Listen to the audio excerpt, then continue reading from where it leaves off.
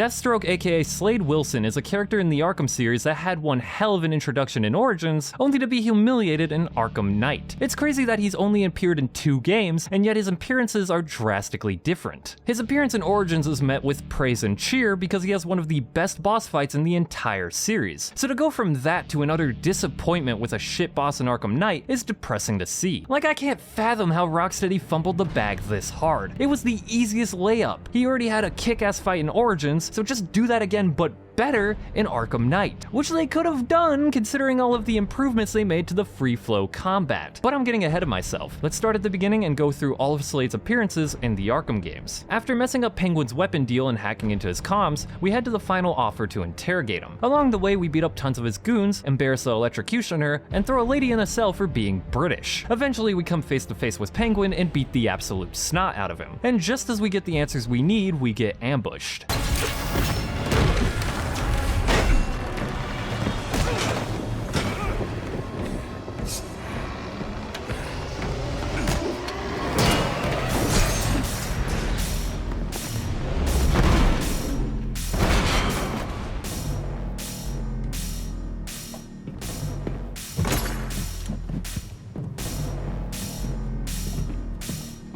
It appears the game is over before it even begins.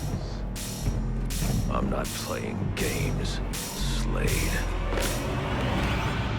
Such a badass entrance for such a badass character. Slade was all over the promotional material for this game, and seeing him sneak up on Batman was such a great way to introduce him. Bro wants that bounty, so he wasted no time in trying to kill Batman. Like, if Batman didn't block his sword, Bro could have died in an instant. So before we even fight the dude, we are non-verbally told so much about this character. As the deadliest assassin, he's quick and efficient. He's always looking to get the job done as soon as possible. He doesn't sit on his ass crying to you until you fight him in a fucking tank. But to get back on track, Slade is very intimidating, and after his failed assassination attempt, it's time to fight him. Now, this is easily the best fight in Arkham Origins, and it's not even close. Slade is very mobile and will attempt to dodge a lot of your attacks. One of the main ways to hurt him is with the Bat Claw. On top of that, Slade will retaliate with attack sequences of his own, and you'll have to parry every attack he throws at you to get through them unscathed. He is the only character that will attack you in this way, so if you don't have the timings down, you'll get your ass kicked. It doesn't help that Slade's attacks during these sequences have timings that are very different from other attacks in the game. The only way to know when it's time to counter is the brief moment the animation begins slowing down. That's your window to counter. If you fall for the animation and do it too soon, Slade will punish you for jumping the gun and damage you, which is once again unique only to this boss. He's managed to turn the counter system we're all used to into a parrying system. That's not all Slade has in his arsenal. He'll occasionally use the remote claw to attach an explosive barrel to Batman. Once again, you must counter at the right time to throw it at Slade. Fail to do so and you'll get an explosive barrel to the face. As you can see, this is a very counter-focused fight, and I can't get enough of it. Nailing the timings makes me feel like a badass, and the animations for these attacks are kick-ass. Like, once he pulls out the sword, he'll be throwing out the most complex attack sequences he has. He'll attack you a whopping 3 times, and remember, if you fail at all, you'll get hit. But the animations, dog, are spectacular. Just look at them. Also, I forgot to mention that Slade can parry your takedowns. I learned this on my I Am the Knight playthrough, and for some reason, he didn't do it on my recent playthrough. I'm not sure what triggers it, whether it's the player being too aggressive or he just has a random chance to do so, but it's awesome and further builds on his character. It's shit like this that proves why he has the legendary mercenary status. So this is a 3-phase fight. Phase 1 is spent introducing the player to how this fight works. Slade won't use his remote claw, and his attacks are fairly easy to counter. Once you get him low enough, he'll leap into the air and begin striking you with a flurry of attacks. It's just a reskinned version of when Ra's al Ghul did it back in Arkham City, but I'm not complaining because it looks cool. Then you punch off his mask and phase 2 begins. Slade now has access to the remote claw, and his sequences are a bit more complex to counter. Once you get that, you block his flurry of attacks and break his staff, which forces Slade to pull out his sword. For a man wanting to kill us, you'd think he'd pull that out first, but I guess he thought the bow staff would be more fun. Either way, Slade doesn't play around in this phase. His attacks are even more complex with timings that seem deceptive. But once you overcome his final flurry of attacks, we take Slade down.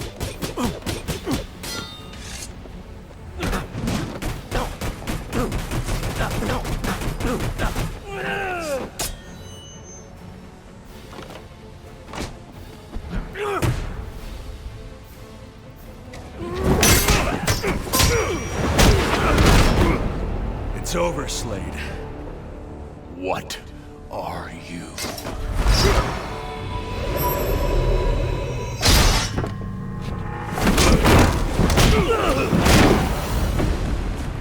Nice seeing you, Batman.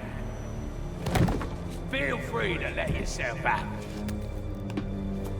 What an excellent portrayal of Slade. Start to finish, this man was ready for a fight and was a badass throughout it. One part of me wishes we had more of Slade in the game, but on the other hand, I'm satisfied with what we got. But before we move on to the disappointment that was Arkham Knight's version of the character, Slade actually shows up as a playable character in the challenge maps. So Slade plays identically to Robin from Arkham City with different gadgets. If there are any other changes aside from that, I wouldn't be able to tell because I haven't played Harley Quinn's Revenge in a long while. A lot of Slade's gadgets are similar to Batman's tools, so I won't bother going over them. Instead, I'll talk about the new gadget, which is the neural pellets. I'm not even sure what the fuck these things do, but I do know how to use them. You gotta sneak up on an enemy and place it on their back. Afterward, you could detonate it at any point, which messes with the enemies. Apparently, it's very similar to Robin's Snap Flash from Arkham City, but it's a bit worse. So apparently what it does is it leaves the enemy open to attack, unless of course you're like my dumbass and walk in front of them. Now doing all of that just to open an enemy up for attack isn't worth it, especially since Slade has the remote claw,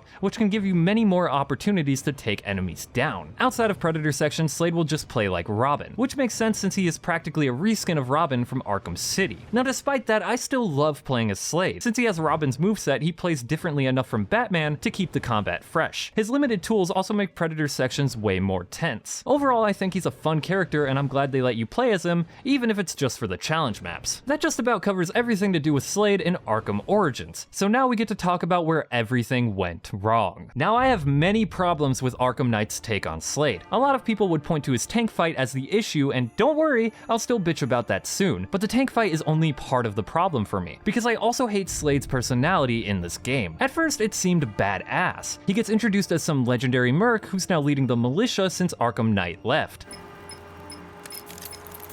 Sir, it appears your attack has alerted the militia's new commander, following the Arkham Knight's disappearance. He's a rather belligerent sort, broadcasting a demand to speak with you via open channel. Then give him what he wants. Very good, sir. It's good to see you again, Batman. It's been a while. Slade. Codename's Deathstroke, and I'm on the job now. As I recall, you once said that I didn't worry you, but our mutual friend, the Arkham Knight, he says different.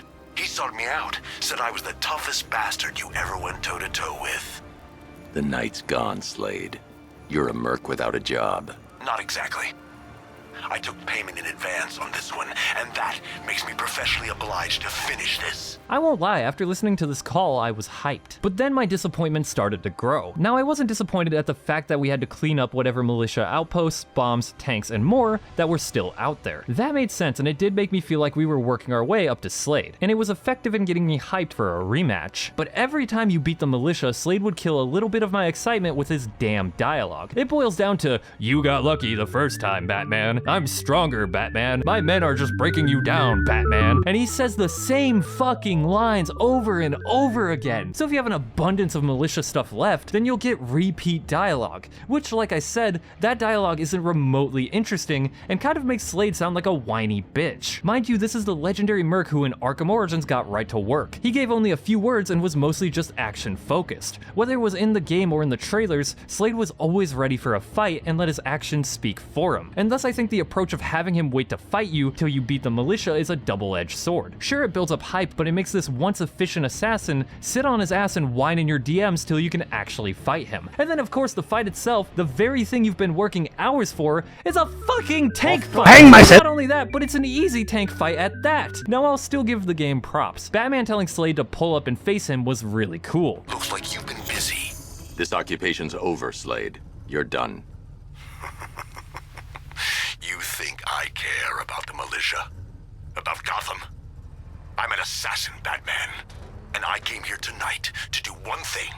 Then do it. Grand Avenue, Slade. I'll be waiting. But then the game drops the fucking ball. Firstly, Slade has 5 Cobra tanks watching his back. His tank also has a full 360 display, which means you gotta take out the Cobra tanks first while avoiding Slade. I shit you not, I spent more time fighting the Cobra tanks than Slade. Wanna know why? I beat them and immediately engaged Slade. I still had full charge left over from some previous tank fight, so I launched a shit ton of missiles at him, and this bitch couldn't survive my attack. I think our actual battle took like 10 seconds. He tries to square up and restore his credibility credibility as a badass, but Batman shuts that shit down. Slade needs to just take this loss and sit in his cell, because my god, that was disappointing. To think we were all excited that Slade came back and wanted a rematch, only to get this version of him that whines, complains, and eventually gets his ass handed to you in an easy as fuck tank fight. This man has the best fight in Arkham Origins and has been reduced to this. Not only that, but Riddler.